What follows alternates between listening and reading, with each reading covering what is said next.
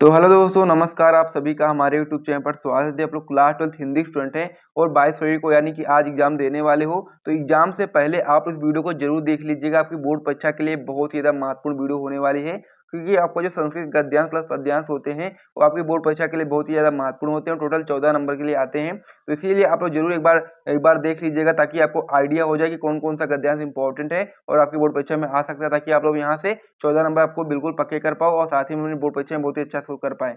तो चलिए हम लोग इस वीडियो को शुरू कर देते हैं और आप लोग सारे गद्यांश पद्यांश को देख लीजिएगा एक बार, ताकि आप लोग 14 नंबर यहाँ से बिल्कुल पक्का कर सके और अपने बोर्ड परीक्षा में बहुत ही अच्छा स्कोर कर पाए। तो चलिए हम लोग वीडियो को स्टार्ट करते हैं। जो मोस्ट इंपॉर्टेंट गद्यांश होते हैं प्लस पद्यांश होते हैं उनको हम लोग समझते हैं। आप लोग वीडियो को लाइक जरूर कर दीजिएगा, फिर हम लोग वीडियो को स्टार्ट करते हैं। तो चलिए हम लोग वीडियो को शुरू कर देते हैं और मोस्ट इंपॉर्टेंट गद्यांश प्लस पद्यांश को देखना शुरू करते हैं। 12th हिंदी का एक आपका जो क्वेश्चन होता है, प्रश्न नंबर 8 आपका आता है पेपर में, जो कि आपका होता है कि संस्कृत के गद्यांश एवं पद्यांश का क्या बताना है हम लोगों को, कह सकते हैं संदर्भ सहित अनुवाद बताना होता है। ठीक है, ये चीज आपको यहाँ पर याद रखना होता है। गद्यांश के लिए आपको 7 नंबर दिए जाते हैं और पद्यांश का अनुवाद करने के लिए आपको 7 नंबर दिए जाते हैं। टोटल 14 नंबर का ये टॉपिक होता है। तो यदि आप लोग 14 नंबर बिल्कुल पक्का करना चाहते हो तो वीडियो को ध्यान से देखो। पूरा प्रोसेस मैं आपको बताऊंगा कि किस प्रकार से आप लोग क्लास 12 की हिंदी में जो आपका ये टॉपिक होता है, इससे आप लोग 14 नंबर बिल्कुल पक्का कर सकते हो। ये आपका जो संस्कृत के जो गद्यांश होते हैं वहां से मैं आपको 5 मोस्ट इंपॉर्टेंट गद्यांश आज की इस वीडियो में बताने वाला हूं, जो कि आपके बोर्ड परीक्षा के लिए बहुत ही ज्यादा महत्वपूर्ण होते हैं। और यदि आप इन पांचों गद्यांश को तैयार कर लेते हो तो 7 नंबर का जो टॉपिक होगा पूरा पक्का हो जाएगा। हम लोग पद्यांश को देखेंगे, जिसमें हम लोग जितने भी महत्वपूर्ण पद्यांश आपको बताएंगे, और यदि आप लोग उन सभी पद्यांश को तैयार कर लेते हो तो वहां से भी आपके 7 नंबर पक्का हो जाएंगे। तो टोटल 14 नंबर यहाँ से आपका पक्का हो जाएगा। तो चलिए सबसे पहले मैं बात करते हैं संस्कृत गद्यांश के बारे में, जो कि आपके बोर्ड परीक्षा में 7 नंबर के लिए आता है। तो क्वेश्चन आपका कुछ इस प्रकार से आता है कि दिए गए संस्कृत गद्यांशों में से किसी एक का संदर्भ सहित हिंदी में अनुवाद कीजिए। इस प्रकार से क्वेश्चन आता है। वहां पर आपको 2 गद्यांश दिए जाते हैं, जिनमें से 2 में से आपको एक का संदर्भ सहित अनुवाद करना होता है। उसके लिए आपको 7 नंबर दिए जाते हैं और इसी प्रकार से पद्यांश में भी आता है। सबसे पहले हम लोग गद्यांश की बात करने वाले हैं। तो आज की इस वीडियो में मैं आपको 5 महत्वपूर्ण गद्यांश बताने वाला हूं संस्कृत के, जो कि बोर्ड परीक्षा के लिए बहुत ही ज्यादा महत्वपूर्ण है। तो इसमें जो आज का हमारा पहला महत्वपूर्ण गद्यांश होने वाला है वो आपका होने वाला है, सबसे पहले हम लोग गद्यांश को पढ़ेंगे, फिर उसके बाद में फिर उसका संदर्भ और साथ ही में उसका अनुवाद भी हम लोग हिंदी में लिखने वाले हैं। तो आप लोग इसको इस प्रकार से सबसे पहले अपनी कॉपी में जब ये क्वेश्चन आपके बोर्ड परीक्षा में आएगा तो उसके आपको ध्यान से देखना है, तभी आप लोग सारी चीजें समझ पाओगे।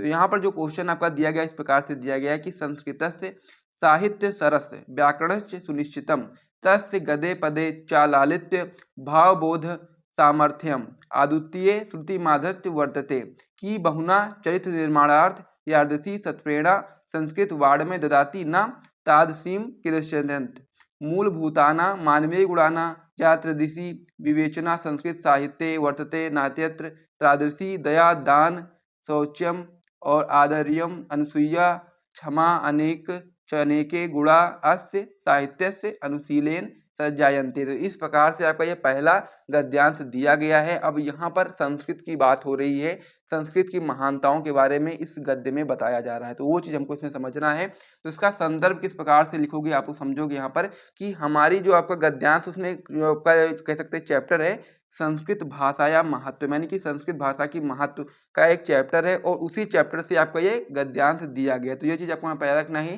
कि जहां पर भी गद्यांश में आपको यहाँ पर संस्कृत के बारे में कुछ महत्ता बताई जाएगी तो वहां पर आपको ध्यान रख लेना है कि वहां पर आपका जो चैप्टर होगा आपका क्या हो जाएगा, संस्कृत भाषा या महत्व, इस प्रकार से चैप्टर हो जाएगा।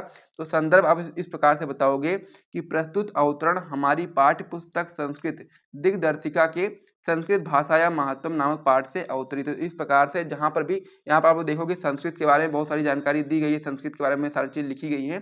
तो इसीलिए आप लोग ये चीज याद कर लोगे यहाँ से कि आपका ये चैप्टर होता है संस्कृत भाषा या महत्व, उस चैप्टर से आपका ये टॉपिक दिया गया है। अब हम लोग इसके अनुवाद के बारे में बात कर लेते हैं। तो सबसे पहली लाइन आप लोग यहाँ पर देखोगे कि संस्कृत साहित्य सरस व्याकरणश्च सुनिश्चितम, यानी कि संस्कृत का जो साहित्य है वो सरस है और इसका जो व्याकरण है वो सुनिश्चित है। यह चीज आपको यहाँ पर याद रखना है। यहाँ पर आप लोग ये चीज लिखोगे कि संस्कृत साहित्य सरस है और इसका व्याकरण सुनिश्चित है। आगे आप लोग इस प्रकार से बता सकते हैं कि तस्य गदे पदे चालालित्य भाव बोध सामर्थ्यम अद्वितीय श्रुति मादत्त वर्तते, यानी कि इसका अर्थ क्या हो जाता है, इसका अर्थ ये हो जाता है कि आपका जो इसके गद्य होते हैं और पद्य होते हैं, पद्य में लालित्य भावों को स्पष्ट करने की शक्ति और अनुपम श्रुति मधुरता है। इस प्रकार से यहाँ तक आपका हो जाता है।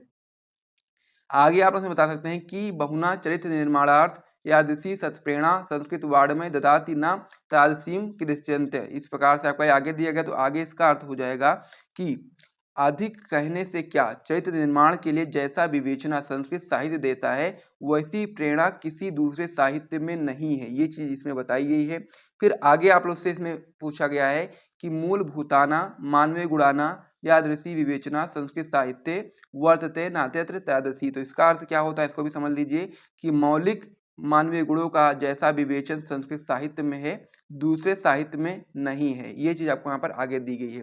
फिर इसमें लास्ट पॉइंट आपका इसमें दिया गया है कि दया दान शौचम आदर्यम अनुसूया क्षमा अन्य चनेके गुणा अस्य साहित्य से अनुशीलन सज्जायन्ते। यानी कि इसका अर्थ क्या होता है, इसमें आप बता सकते हैं कि दया दान पवित्रता उदारता निंदा न करना क्षमा और दूसरे अनेक गुण इस साहित्य के अनुशीलन से उत्पन्न होते हैं। यानी कि जब हम लोग इस साहित्य का अनुशीलन करेंगे तो उससे हमारे जीवन में दया दान पवित्रता उदारता निंदा न करना क्षमा और अनेक गुण ऐसे उत्पन्न होते हैं। तो इस प्रकार से आपका जो पहला जो गद्यांश था वो पूर्ण से कंप्लीट हो गया है। और ये क्वेश्चन बहुत ही ज्यादा महत्वपूर्ण होता है। और इस चैप्टर में यानी कि जो आपका चैप्टर होता है संस्कृत भाषा या महत्व, इस चैप्टर के जितने भी गद्यांश होते हैं, 3 मैं आपको गद्यांश बताऊंगा जो कि आपके बोर्ड परीक्षा के लिए बहुत ही ज्यादा महत्वपूर्ण है। और इस चैप्टर के हर एक गद्यांश आपके बोर्ड परीक्षा के लिए बहुत ही महत्वपूर्ण और ये हर साल आपके बोर्ड परीक्षा में आता है। तो इसीलिए मैं इस चैप्टर के जितने भी गद्यांश होते हैं 3 महत्वपूर्ण उसको मैं करा दूंगा और उसके बाद फिर 1-2 गद्यांश और कराऊंगा। फिर आपका ये जो पूरा टॉपिक होगा समाप्त हो जाएगा। और यदि आप लोग इन 5 गद्यांश को तैयार कर लेते हो जिसे हम लोग आज की वीडियो में करने वाले हैं, तो फिर आपको यहाँ से 7 नंबर लाने से कोई भी रोक नहीं सकता है। तो इस प्रकार से जो आपका पहला गद्यांश था उसे आप अपनी कॉपी में नोट करना चाहो तो नोट कर सकते हो, स्क्रीनशॉट लेना चाहो स्क्रीनशॉट ले सकते हो, या फिर कहीं टिक वगैरह लगाना चाहो तो लगा सकते हो। ये जो आपका पहला था ये बहुत ही ज़्यादा महत्वपूर्ण था, इसे नोट कर लीजिए। फिर हम लोग अगले पेज में बढ़ते हैं और दूसरे गद्यांश को यहाँ पर समझते हैं। इस पेज को मैं यहाँ पर हटा देता हूँ। अब इसमें हमारा जो अगला जो गद्यांश हो जाता है आपका हो जाता है कि संस्कृत साहित्य आदि कवि वाल्मीकि महर्षि व्यास कवि कुलगुरु कालिदासा अन्य चाभास भैरवी बहुभूतदयो महाकव्या स्वकीय ग्रंथरत्ने अध्यापि पाठकाना हृदय विजार्यन्ते यह भाषा अस्माभि मातृसम सम्मानिया वंदनीया च यतो भारतमातु स्वतंत्रता गौरवम अखंडत्व और संस्कृत मेघ संस्कृत नेतृत्व सुरक्षित शक्यन्ते ये संस्कृत भाषा सर्वेषु भाषासु प्राचीनतमा श्रेष्ठा चस्ति और तथा सुकृतम भाषायु मुख्या मधुरा दिव्या गिरवाण भारती इति। तो इस प्रकार से आपका ये दूसरा गद्यांश यहाँ पर दिया गया है। आपको यहाँ पर देखोगे तो यहाँ पर भी संस्कृत के बारे में बात हो रही है। तो आप लोग यहाँ से ध्यान लगाओगे कि मैंने आपको बताया था कि जिस भी गद्यांश में संस्कृत की बात होगी तो वहाँ पर आपको समझ जाना है कि ये आपका चैप्टर संस्कृत भाषा या महत्तम चैप्टर से ये आपका गद्यांश लिया गया है। ठीक है, ये चीज आपको यहाँ पर याद कर लेना है। तो संदर्भ आपका सेम रहेगा जैसा कि पहले वाले में था कि प्रस्तुत अवतरण हमारी पाठ्य पुस्तक संस्कृत दिग्दर्शिका के संस्कृत भाषा या महत्व नामक पाठ से अवतरित है। और बहुत ही ज़्यादा महत्वपूर्ण पहला वाला भी था और ये वाला भी है और उसके बाद वाला भी बहुत ही ज़्यादा महत्वपूर्ण है। तो इसीलिए आप लोग इसको भी याद करोगे और 5 गद्यांश तो आप तैयार कर ही सकते हो। 3-4 बार पढ़ोगे तो आपको अच्छे तरीके से याद हो जाएगा। और लिखने में बहुत ज़्यादा मेहनत लगती है इस चीज़ों को, तो इसीलिए आप लोग सपोर्ट जरूर दिखाया करें, वीडियो को लाइक जरूर करिया करें और कमेंट करके जो भी आपकी इच्छा हो कमेंट करके जरूर बताया करें। तो इसमें जो हमारा पहला लाइन जो इसमें दिया गया था अनुवाद हम लोग करेंगे अब इसमें। तो पहला लाइन आपका क्या दिया गया था कि संस्कृत साहित्य से आदि कवि वाल्मीकि महर्षि व्यास कवि कुलगुरु कालिदासा अन्य च भास भैरवी और भवभूतदयो महाकव्या स्वकीने ग्रथ रत्ने अध्यापी पाठकाना हृदय विजार्यन्ते। यानी कि इसका क्या अर्थ होता है, इसका अर्थ हो जाता है कि संस्कृत साहित्य के आदि कवि वाल्मीकि महर्षि व्यास कवि कुलगुरु कालिदास और दूसरे भास भारवी भवभूति आदि महाकवि के ग्रंथ आज भी पाठकों के हृदय में विराजमान हैं। इस वाली जो लाइन थी यहाँ से यहाँ तक, इसका अर्थ यही होता है कि संस्कृत साहित्य के जो आदि कवि वाल्मीकि हैं महर्षि व्यास हैं कवि कुलगुरु कालिदास हैं और दूसरे जो आपके भास भारवी भवभूति आदि महाकवि के ग्रंथ जो हैं वो आज भी पाठकों के हृदय में विराजमान हैं। आगे आपका इसमें क्या है, इया भाषा अस्माभि मातृसम सम्मानिया वंदनीय च ये तो भारत मातु स्वतंत्रता गौरवम अखंडत्व और संस्कृत मेघ और संस्कृत नेतौ सुरक्षित शक्यन्ते, यानी कि इसका अर्थ क्या होता है आप इसमें आगे बता सकते हैं। यह भाषा हमारे द्वारा माता के समान आदरणीय, यानी कि जो ये आपकी संस्कृत भाषा है वो हमारी माता के समान आदरणीय है और वंदनीय है, और क्योंकि भारत माता की स्वतंत्रता, गौरव, अखंडता और सांस्कृतिक एकता संस्कृत से ही सुरक्षित रखी जा सकती है। ये चीज आपको वहाँ पर याद रखना है, ठीक है। आगे आपका इसमें क्या था, आगे आपका इसमें है कि ये संस्कृत भाषा सर्वासु भावासु प्राचीनतमा श्रेष्ठा चस्ती, यानी कि आप जो संस्कृत भाषा देख रहे हैं यह संस्कृत भाषा सब भाषाओं से प्राचीनतम और श्रेष्ठ, यानी कि संस्कृत जो भाषा है हमारी ये सबसे प्राचीन भाषा है और सबसे श्रेष्ठ भाषा है। फिर इसमें जो आपका लास्ट पॉइंट बचा था वो आपका था तथा सूक्तम भाषायु मुख्या मधुरा दिव्या गिर्वाण भारती इति, यानी कि इसका अर्थ हो जाएगा कि इसीलिए यह ठीक कहा गया है कि संस्कृत भाषा सब भाषाओं में मुख्य और मधुर और दिव्य, यानी कि संस्कृत भाषा सभी भाषाओं में मुख्य है, मधुर है और साथ ही में दिव्य अलौकिक है। इस प्रकार से आपका दूसरा गद्यांश भी कंप्लीट हो गया। इसे भी आप लोग जो भी चाहो करना चाहो कर सकते हो, टिक लगाना चाहो टिक लगाओ, नोट करना चाहो नोट करो, या फिर जो भी आपकी इच्छा हो। अगला इसमें आपका गद्यांश हो जाता है, तो अगला आपका हो जाएगा इसमें धन्योदयम भारत देशा यत्र समुल्सति जनमान समापनी और भव भावोद भावनी शब्द संदोह प्रसवनी सुर भारती विद्यमानेषु निखिलेषु और वाड्मयेषु अस्या वाड्मयम सर्वश्रेष्ठ सुसंपन्न च वर्तते इवमेव भाषा संस्कृत नापि लोके प्रथिता अस्ति अस्मांक रामायण महाभारतो इतिहास ग्रंथा चतुर्वेदा और साथ ही में सर्वा उपनिषद अष्टदश पुराणानि और अन्यानि च महाकाव्य नाट्यादीनि अस्समेव भाषाया लिखितानि सन्ति इमेव भाषा सर्वा सर्माय भाषाणा जननीति मन्यते और भाषाद विदुद्भि। इस प्रकार से आपका यह तीसरा गद्यांश हो जाता है। इसका भी मैंने आपको बताया था कि इसमें भी आपको देखना है, जहाँ पर भी संस्कृत के बारे में बात की जाएगी वहाँ पर आपको समझ जाना है कि ये आपका एक कह सकते हैं चैप्टर का है आपका संस्कृत भाषा या महत्व। तो यहाँ पर आप लोग यहाँ पर देखोगे तो यहाँ पर भाषा के महत्व के बारे में समझाया गया है, तो इसीलिए आपको इसको समझ जाना है कि यह आपका एक संस्कृत भाषा महत्व चैप्टर से लिया गया है। यहाँ पर आप लोग देख भी सकते हैं, इस प्रकार से आप लोग इसको देख करके समझ सकते हो। तो इसमें आपको ये चीज़ें बताई गई हैं कह सकते हैं गद्यांश के अंतर्गत कि जो हमारे रामायण महाभारत आदि ऐतिहासिक ग्रंथ हैं वो सभी आपके किस में लिखे गए हैं, संस्कृत भाषा में लिखे गए हैं। तो इसीलिए आप समझ जाओगे कि ये आपका चैप्टर आपके जो संस्कृत भाषा में महत्व है वहाँ से लिया गया है। तो इसमें जो आप लोग सबसे पहले संदर्भ लिखोगे ये भी आपका सेम रहने वाला है कि प्रस्तुत अवतरण हमारी पाठ्य पुस्तक संस्कृत दिग्दर्शिका गई संस्कृत भाषा या महत्व नामक पाठ से अवतरित है। इसका अनुवाद भी मैं आपको बता देता हूँ, यहाँ पर मैं पेज ले लूँ चाहे आपको समझ में आ जाए, लेकिन ऐसे ही मैं बता देता हूँ, आप लोग ये बाद में देख लीजिएगा, ठीक है। इस प्रकार से आपका ये पूरा था। इसका आंसर आप इस प्रकार से बता सकते हैं कि यह भारत देश धन्य है, यानी कि इसका जो पहला इसमें जो दिया गया था कि धन्योदयम भारत देश है, इसका मतलब क्या है कि यह भारत देश धन्य है जहाँ पर आपका जनमानस को पवित्र करने वाली, श्रेष्ठ भाव को प्रकट करने वाली और शब्दों के समूह को जन्म देने वाली संस्कृत भाषा विद्यमान है। यही चीज यहाँ पर पहली लाइन में दी गई थी कि धन्योदयम भारत देशा यत्र समूलसती जनमान समावनी भव भव्य भवोद भाविनी संद शब्द संदोह प्रसवनी सुभार भारती सुर भारती। इस प्रकार से आपका दिया गया था। इसका अर्थ यही था कि यह भारत देश धन्य है जहाँ जनमानस को पवित्र करने वाली, श्रेष्ठ भाषाओं को प्रकट करने वाली और शब्दों के समूह को जन्म देने वाली संस्कृत भाषा विद्यमान है। आगे आप इसमें बता सकते हैं कि संस्कृत वर्तमान साहित्यों में इसका साहित्य सबसे श्रेष्ठ तथा संपन्न है, यानी कि इसका संस्कृत में क्या अर्थ था कि यूम्यो भाषा संस्कृत नापनी लोके कह सकते हैं कि वार्ड में सर्वश्रेष्ठ सुसंपन्न च वर्तते, यानी कि जो संस्कृत भाषा है विद्यमान समय में, ठीक है। इसका अर्थ क्या है कि समस्त वर्तमान साहित्यों में हम लोग बता सकते हैं कि समस्त वर्तमान साहित्यों में इसका जो साहित्य है वो सबसे श्रेष्ठ तथा संपन्न है। आगे हम बता सकते हैं कि यही भाषा संस्कृत के नाम से भी संसार में प्रसिद्ध है, यानी कि यह भाषा आपके संस्कृत के नाम से प्रसिद्ध है पूरे संसार में। और हमारे रामायण महाभारत आदि ऐतिहासिक ग्रंथ, चारों वेद, समस्त उपनिषद, 18 पुराण तथा अन्य महाकाव्य, आपके नाटक आदि इसी भाषा में लिखे गए, यानी कि संस्कृत भाषा में लिखे गए हैं। आगे आप बता सकते हैं कि यही भाषा समस्त आर्य भाषाओं की जननी है, ऐसा भाषा तत्व विशारद मानते हैं। तो इस प्रकार से आपको जो तीसरा वाला था ये भी कंप्लीट हो गया है, बहुत ही ज़्यादा महत्वपूर्ण ये भी था। तो इस चैप्टर से यानी कि संस्कृत भाषा या महत्वपूर्ण चैप्टर से मैंने आपको 3 बताए हैं और तीनों बहुत ही महत्वपूर्ण थे, इसीलिए मैंने आपको यहाँ पर बताया। तो तीनों को तैयार कर लेना है। मुझे तो ऐसा लग रहा है कि इन्हीं तीनों में से एक फंस जाएगा आपका, लेकिन उसके अलावा यदि मान लीजिए इन तीनों में से अगर कभी गलती से ना आए तो फिर उसके लिए क्या तैयार करना पड़ेगा, उसे भी आइए समझ लेते हैं। लेकिन पूरा 99 संभावना 99% की इन्हीं तीनों में से आएगा शुरुआत के। लेकिन फिर भी मैं आपको यहाँ पर दो और बता दूंगा, ताकि अगर मान लीजिए बाय चांस कुछ ऐसा हो जाता है कि ना आए तो आप लोग इसको तैयार कर सकते हो।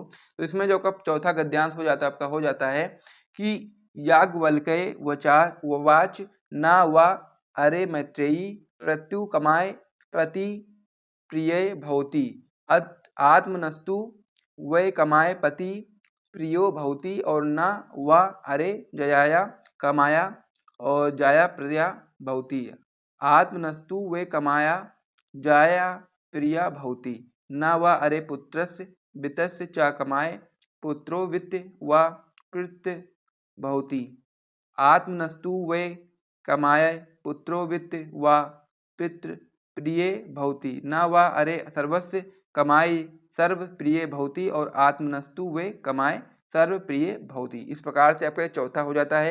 इसका संदर्भ आप लोग इस प्रकार से बता सकते हैं कि प्रस्तुत अवतरण हमारी पाठ्य पुस्तक संस्कृत दिग्दर्शिका के आत्मज्ञ एवं सर्वज्ञ यानी कि आत्मज्ञ एवं सर्वज्ञ नामक पाठ से अवतरित है। यानी कि जो आपका ये वाला जो गद्यांश है ये आपका एक अलग पाठ से लिया गया, जो आपका पाठ हो जाता है आत्मज्ञ एवं सर्वज्ञ। तो इसका अनुवाद इस प्रकार से आपका हो जाएगा कि याज्ञवल्क्य बोले, यानी कि इसमें पहला क्या था याज्ञवल्क्य ववाच, यानी कि इसका मतलब हो जाएगा याज्ञवल्क्य बोले अरे मैत्रेयी पति की इच्छा पूर्ति के लिए नारी को पति प्रिय नहीं होता। यानी कहने का मतलब यह है कि पति की इच्छा पूर्ति के लिए जो नारी होती है वो पति को प्रिय नहीं होती है और अपनी ही इच्छा पूर्ति के लिए पति प्रिय होता है। यानी कि कहने का मतलब यह है कि उन्होंने बताया याज्ञवल्क्य बोले कि अरे मैत्रेयी पति की इच्छा पूर्ति के लिए नारी को पति प्रिय नहीं होता है, बल्कि नारी को अपनी इच्छा पूर्ति के लिए पति प्रिय होता है।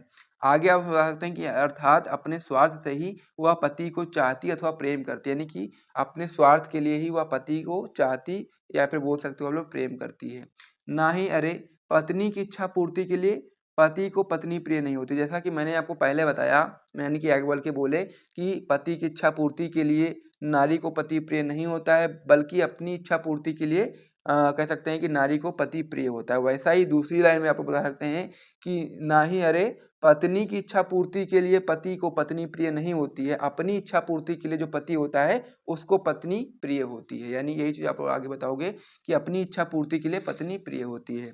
फिर आगे आप बता सकते हैं कि ना ही अरे पुत्र या धन की कामना से पुत्र या धन प्रिय नहीं होते। यानी कि पुत्र या धन की कामना से पुत्र या धन प्रिय नहीं होते हैं, अपनी ही कामना की पूर्ति के लिए सब कोई प्रिय होता है। यानी कि सब कोई अपने सुख के लिए ही सबको मानते हैं और अपने सुख के लिए सब कुछ करते हैं, दूसरे के लिए नहीं। जैसा कि मान लीजिए उन्होंने पहली लाइन में बताया कि अपनी इच्छा पूर्ति के लिए जो आपका पति होता है वो पत्नी को प्रिय नहीं होता है, बल्कि अपनी इच्छा पूर्ति के लिए वो प्रिय होता है। यानी कि आप इस प्रकार से बता सकते हो। अगर समझ में नहीं आ रहा होगा कि ये थोड़ा सा कंफ्यूजिंग टाइप में है, लेकिन एक बार दो बार आप पढ़ोगे समझ में आ जाएगा।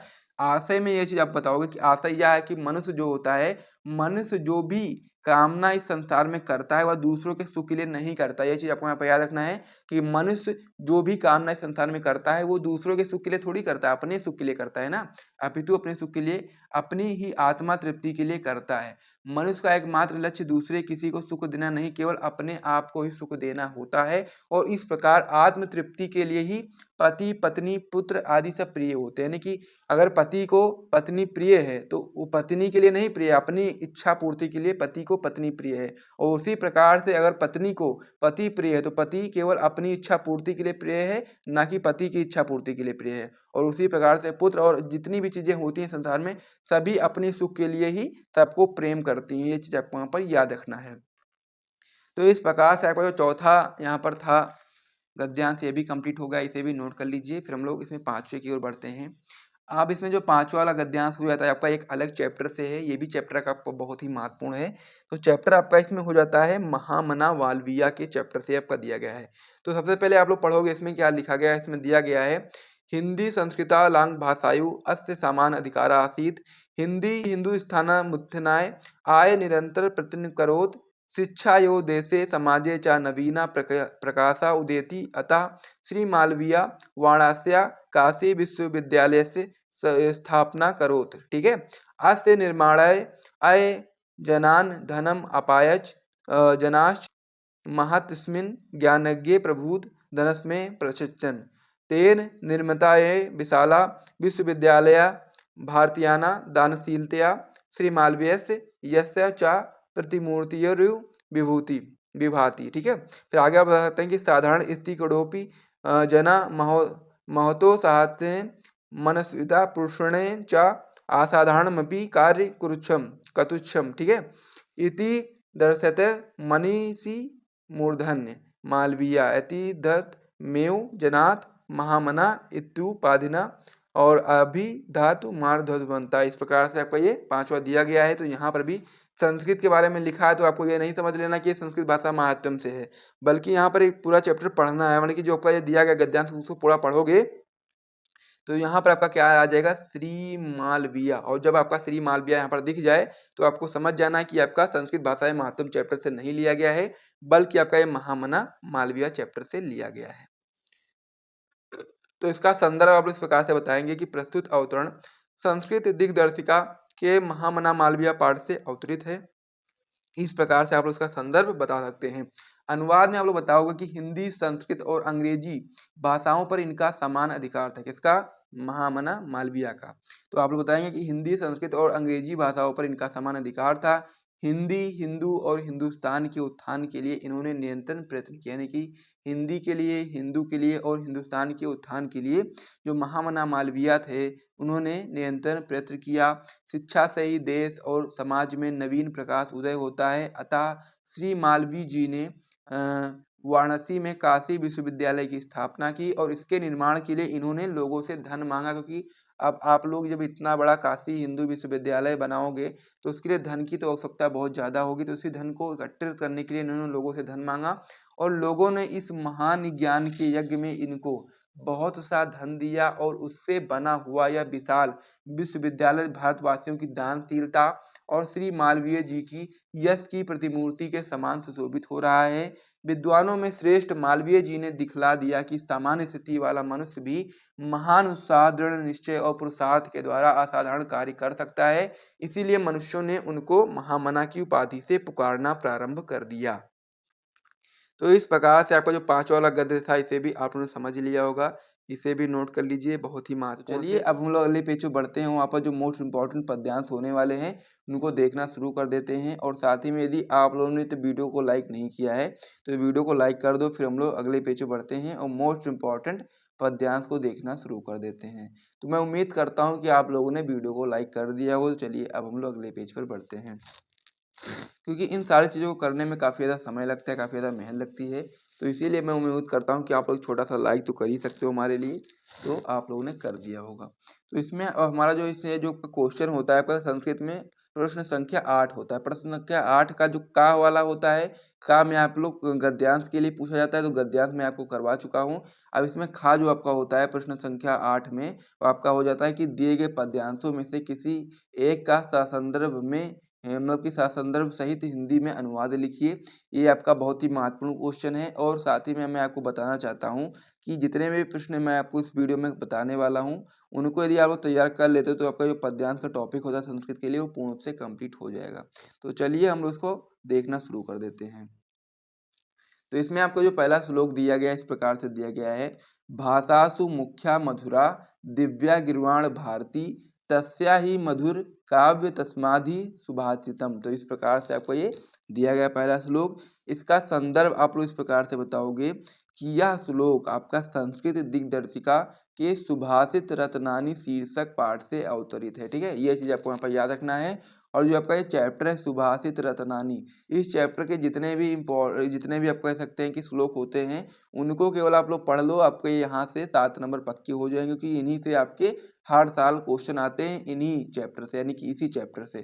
तो इसी चैप्टर के मैं आपको सारे बता दूंगा, आप लोग कर लेना अपनी कॉपी में नोट। और बहुत ही महत्वपूर्ण यह होता है, जैसा कि पहला मैंने आपको बताया, भाषासु मुख्या मधुरा दिव्या गिर्वाण भारती तस्या ही मधुर काव्य तस्मादि सुभाषितम। तो इस प्रकार से आपको जो पहला दिया गया है ये बहुत ही महत्वपूर्ण है और आपकी बोर्ड परीक्षा में 4 से 5 बार पूछा गया है। तो संदर्भ मैंने आपको बता ही दिया कि यह श्लोक आपका संस्कृत दिग्दर्शिका के सुभाषित रत्नानी शीर्षक से पाठ से अवतरित है। और अब हम लोग उसमें देखेंगे इसका अनुवाद कि इसका अनुवाद किस प्रकार से होता है।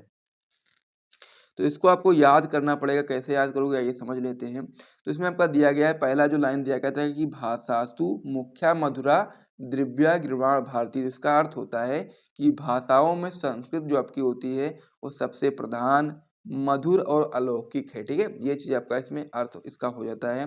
फिर आप लोग आगे इसमें बता सकते हैं कि उससे अधिक मधुर उसका काव्य है और उस काव्य से अधिक मधुर उसके सुभाषित, सुंदर या कह सकते हैं सुंदर वचन या सूक्तियां। यानी कि इस प्रकार से पूरा जो श्लोक होता है इसका इस प्रकार से अनुवाद हो जाता है कि भाषाओं में सबसे कह सकते हैं कि भाषाओं में संस्कृत जो आपका होता है सबसे सुंदर या कह सकते हैं सबसे प्रधान, मधुर और अलौकिक है। उससे अधिक मधुर उसका काव्य है और उस काव्य से अधिक मधुर उसके सुभाषित यानी कि सुंदर वचन या सूक्तियां हैं। तो इस प्रकार से आपका जो पहला श्लोक था कंप्लीट हो गया, इसे नोट कर लीजिए, बहुत ही महत्वपूर्ण है।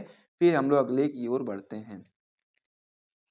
अब इसमें जो हमारा अगला श्लोक हो जाता है वह इस प्रकार से हो जाता है कि सुखार्थिना कुतो विद्या कुतो विद्यार्थिना सुखम, सुखार्थी व त्यजेत विद्या विद्यार्थी व त्यजेत सुखम। तो इस प्रकार से आपका यह दूसरा श्लोक हो जाता है। ये भी आपका बहुत ही महत्वपूर्ण होता है। इसका संदर्भ भी सेम ही रहने वाला है क्योंकि ये सेम ही पाठ से अवतरित है। तो इसका संदर्भ में भी आप लोग यही चीज बताओगे कि यह श्लोक संस्कृत दिग्दर्शिका के सुभाषित रत्नाई शीर्षक पाठ से अवतरित है। तो अब हम लोग इसका अनुवाद देखेंगे। तो अनुवाद में हम लोग बताएंगे कि सुखार्थिना कुतो विद्या और कुतो विद्यार्थिना सुखम, यानी कि सुख चाहने वाले को विद्या कहाँ और विद्या चाहने वाले विद्यार्थी को सुख कहाँ, ये चीज इसमें दिया गया है। आगे आप बता सकते हैं कि इसीलिए सुख की इच्छा करने वाले को विद्या प्राप्त करने की इच्छा छोड़ देनी चाहिए अथवा विद्या चाहने वाले विद्यार्थी को सुख की इच्छा छोड़ देनी चाहिए। इस प्रकार से आपका ये होता है। ठीक है, तो ये आपका जो श्लोक था सुखार्थिना कुतो विद्या कुतो विद्यार्थिना सुखम, यानी कि सुख चाहने वाले को विद्या कहाँ और विद्या चाहने वाले को सुख कहाँ। फिर आगे आपका था सुखार्थी व त्यजेत विद्या विद्यार्थी व त्यजेत सुखम, यानी कि सुख की इच्छा करने वाले को विद्या प्राप्ति की इच्छा करनी छोड़ देनी चाहिए और विद्या चाहने वाले को विद्यार्थी को सुख का कह सकते हैं कि सुख प्राप्ति का जो छोड़ देना चाहिए। ठीक है, इस प्रकार से आपको ये हो जाता है। आशय में आप लोग बता सकते हैं कि आशय यह है कि विद्या बड़े कष्टों से प्राप्त होती है। ये चीज़ आपको यहाँ पता होना चाहिए क्योंकि अगर आप लोग अपने बोर्ड परीक्षा में अच्छा स्कोर करना चाहते हो तो उसके लिए आपको पढ़ना पड़ता है और आपको पता है कितनी मेहनत लगती है पढ़ाई में, क्योंकि ऐसा नहीं होता है घंटे घंटों बैठना किसी चीज़ को पढ़ना। तो इसीलिए आपको बता सकते हैं कि विद्या ऐसे आसानी से प्राप्त नहीं होती, उसके लिए बहुत ही मेहनत लगती है। तो यही आपका ये श्लोक है, इसमें आपका यही आशय है कि विद्या बड़े कष्टों से प्राप्त होती है। इसीलिए जो आराम तलब या कह सकते हैं कि सुख की कामना वाला है उसे विद्या अर्जन की आशा छोड़ देनी चाहिए और यदि विद्या अर्जित करना चाहता है तो सुख की इच्छा छोड़ देनी चाहिए। यही चीज़ आपके ऊपर भी लागू होती है। यदि आप अपनी बोर्ड परीक्षा में अच्छा स्कोर करना चाहते हो तो फिर आपको पढ़ाई करनी पड़ेगी, जितना भी समय बचा उसमें आपको बहुत ही अच्छे से पढ़ाई करनी पड़ेगी। और यदि आप लोग अच्छा स्कोर नहीं करना चाहते हो तो फिर आपको कोई दिक्कत वाली बात ही नहीं है। तो इसीलिए आप लोग समझ जाओ, यदि आप लोग अच्छा स्कोर करना चाहते हो तो मेहनत भी करना पड़ेगा और साथ ही में आपको आराम भी नहीं मिलने वाला है क्योंकि बहुत ही कम समय बचा है और उसी में आपको अच्छे तरीके से पढ़ाई करनी है। तो इस प्रकार से आपको ये दूसरा श्लोक तक कंप्लीट हो गया, इसे नोट कर लीजिए। फिर हम उसमें अगले श्लोक की ओर बढ़ते हैं। अब इसमें जो हमारा अगला श्लोक हो जाता है भी आपका बहुत ही इंपॉर्टेंट होता है। काव्य शास्त्र विनोदेन कालो गच्छति धीमताम। आगे आपका इसमें हो जाता है व्यसनेन चा मूर्खाणा निद्रा कलहेन वा, यानी कि इस प्रकार से आपका ये होता है श्लोक। ये भी आपका उसी चैप्टर से लिया गया है। कौन सा चैप्टर था?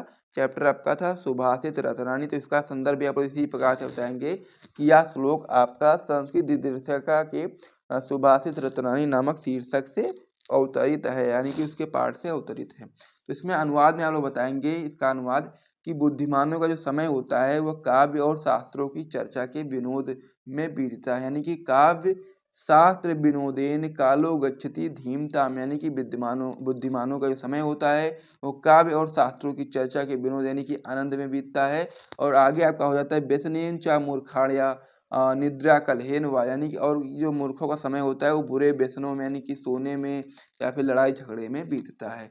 बहुत ही सिंपल सा ये आपका अनुवाद हो जाता है और आसानी से आप लोग याद कर सकते हो। मोस्ट इम्पॉर्टेंट होता है, कई बार आपके बोर्ड परीक्षा में क्वेश्चन आया हुआ है, तो इसीलिए आप इसे भी नोट कर लीजिए। फिर हम लोग अगले की ओर बढ़ते हैं। अब आपका इसमें जो आपका अगला हो जाता है आपका हो जाता है कि ना चौहार्य ना चा राजहार्य ना भ्रात भाज ना चा भारिकारी व्यवे कृते वर्धत योम नित्य विधाधनम सर्वधनम प्रधानम। यानी कि इसका क्या अर्थ होता है, इसको भी आइए समझ लेते हैं। सेम चैप्टर से है, संदर्भ आपका सेम ही रहने वाला, जैसा कि मैंने आपको पहले में बताया था, तो उसे आप लोग नोट कर सकते हो वहां से देख करके।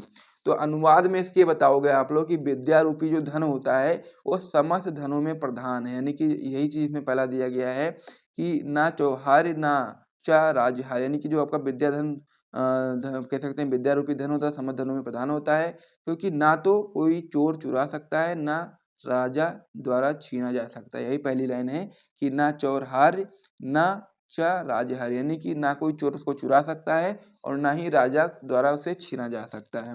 फिर आगे आपका इसमें दिया गया है कि ना भात भाज ना चा भारीकारी, यानी कि ना भाई द्वारा बांटा जा सकता है और साथ ही में बे कृत्य वर्धत एवं नृत्य, और ना वह बोझ बनता है, अर्थात भार रूप नहीं है और खर्च करने से यह निरंतर बढ़ता जाता है। इसीलिए जो आपका विद्या धन होता है वो सर्वधन होता है, यानी कि सबसे प्रधान धन होता है। उसीलिए आपको विद्या अर्जित करनी चाहिए, और विद्या धन जो आपका होता है इसको ना कोई चोर चुरा सकता है, ना कोई राजा छीन सकता है, ना कोई भाई बांट सकता है, और ना ही आपका भार रूप बनता है। और ये आपका जितना ही आप लोग विद्या को खर्च करोगे, यानी कि जितना ही आप लोग विद्या को अन्य लोगों तक पहुंचाओगे, वो आपका विद्या होगा वो उतना ही बढ़ता चला जाएगा। और यदि आप उसको नहीं किसी से डिस्कस करोगे तो आपका वो समाप्त हो जाएगा। तो इसीलिए आपको ये समझ में आ गया होगा, इसे नोट कर लीजिए। फिर हम लोग अगले श्लोक की ओर बढ़ते हैं।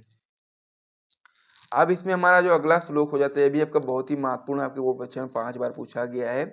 श्लोक आपका होता है परोक्षे कार्य हंतार प्रत्यक्षे प्रियवादिनम वर्जत त्रिदह मित्र विश्वकुंभ पयोमुखम। तो इस प्रकार से आपका ये 5वां श्लोक हो जाता है। तो इसका अर्थ क्या होगा, यानी कि अनुवाद क्या होगा, उसको समझते हैं।